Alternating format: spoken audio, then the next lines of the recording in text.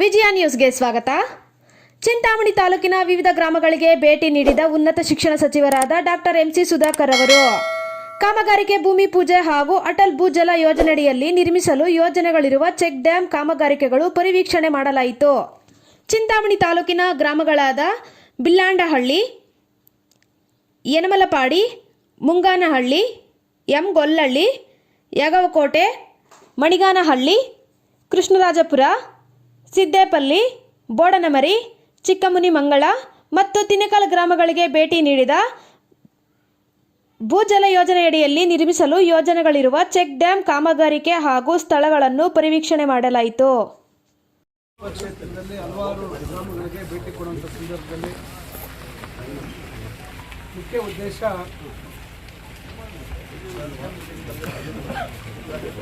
ಅಟಲ್ ಭೂಜಲ ಯೋಜನೆ. ಈ ಯೋಜನೆಯಲ್ಲಿ ಗ್ರಾಮ ಪಂಚಾಯತ್ ಒಂದು ಚೆಕ್ ಡ್ಯಾಮ್ ಅಂತೇಳಿ ಹಿಂದೆ ಅನುಮೋದನೆ ಆಗಿತ್ತು. ಆದರೆ ಯಾವುದು ವೈಜ್ಞಾನಿಕವಾಗಿ ಯೋಗ್ಯ ಇರ್ತಕ್ಕಂಥ ಜಾಗಗಳು ಅಷ್ಟು ಮಾಡದೇ ಇರೋದಿಲ್ಲ. ಆ ಕಾರಣಕ್ಕಾಗಿ ಈಗ ಅದಕ್ಕೆ ಪರ್ಯಾಯವಾಗಿ ಬೇರೆ ಜಾಗಗಳನ್ನು ಗುರುತಿಸಿ ಅಲ್ಲಿ ಅನುದಾನ ಮಾಡತಕ್ಕಂಥ ಉದ್ದೇಶದಿಂದ